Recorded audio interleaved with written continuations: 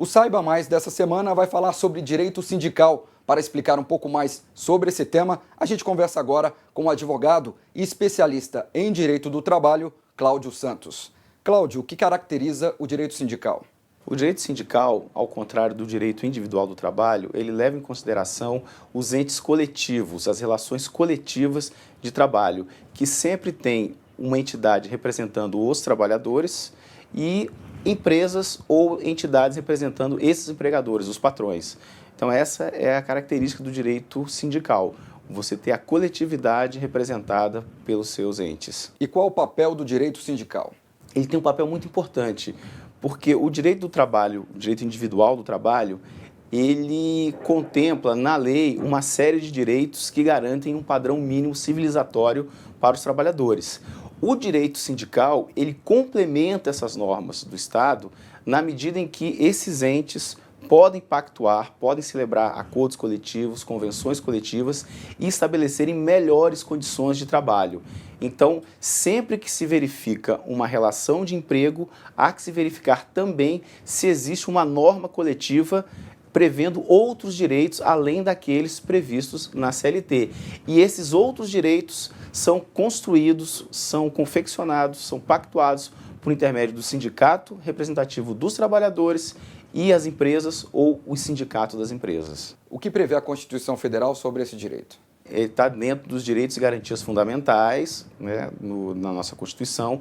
Há um capítulo específico dos direitos sociais e nós temos a previsão do artigo 8º, que é exclusivamente do direito sindical, o artigo 9º, que trata do direito de greve, e o artigo 11º, que trata da participação dos trabalhadores nos locais de trabalho, a organização desses trabalhadores no local de trabalho e a sua participação nas empresas. É na Constituição que está prevista a liberdade sindical, a autonomia sindical, a previsão que nós temos ainda, que é resquício do corporativismo, que só pode ter um sindicato representativo de uma categoria.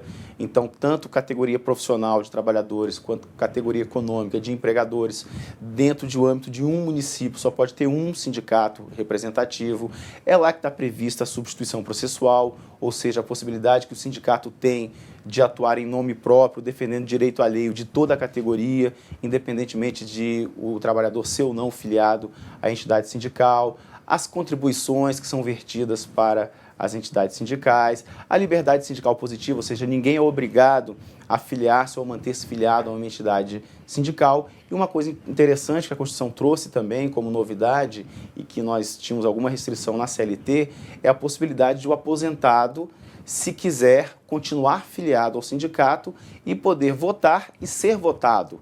Então, hoje, pela Constituição, um aposentado pode ser presidente de uma entidade sindical, coisa que não existia antes de 88, com a nossa Constituição. Além, claro, de um aspecto muito importante na Constituição, que é a estabilidade sindical.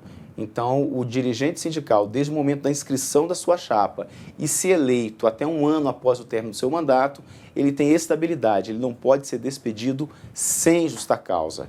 Tem que haver uma justa causa e isso é apurado na Justiça mediante um inquérito judicial para apuração de falta grave. Além, é claro, para finalizar, o artigo 9º, que trata do direito de greve.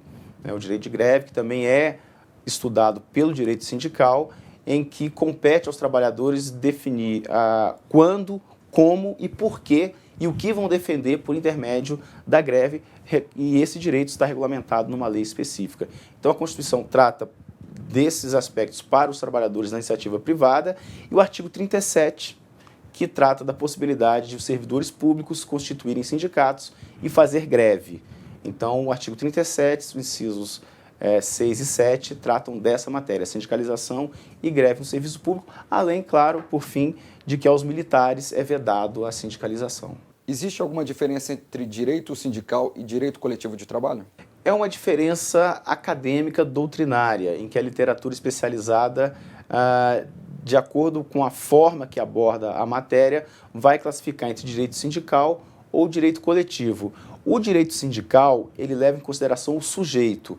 Ele entende que o sindicato e do sindicato é que irradiam todos os demais direitos e que são estudados por esse ramo do direito do trabalho. Aqueles que denominam direito coletivo do trabalho levam em consideração o objeto, ou seja, as normas coletivas, a organização sindical e também o sindicato. É um pouco mais abrangente que o direito sindical.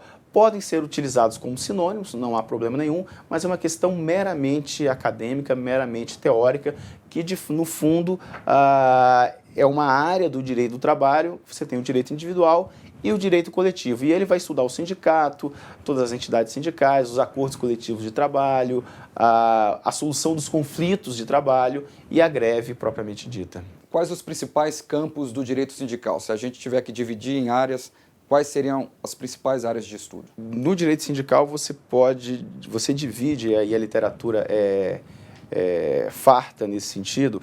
O primeiro tema do direito sindical é a organização sindical, que tem como pano de fundo a liberdade sindical. Em que medida existe liberdade sindical, em que medida não existe liberdade para trabalhadores e empregadores se organizarem livremente em sindicatos, como é que você faz para registrar o sindicato, como é que o sindicato adquire personalidade jurídica, enfim, como é que o sindicato se organiza. Então, essa parte da organização sindical é um dos ramos, uma das linhas de estudo do direito sindical.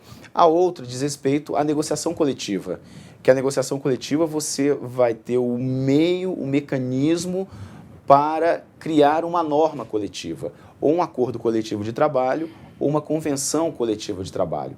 Então, o direito sindical também estuda essa forma de criação de normas autônomas, né, que complementam a legislação trabalhista. O terceiro, e alguns dividem em duas partes, é a solução dos conflitos trabalhistas. Porque na medida em que você tem trabalhadores organizados, empregadores ou sindicato de empregadores, você tem um conflito. E existe uma forma de resolver esse conflito. Pode ser pela autocomposição, quando eles chegam a um acordo, pode ser pela heterocomposição, quando o Estado vem e decide o conflito.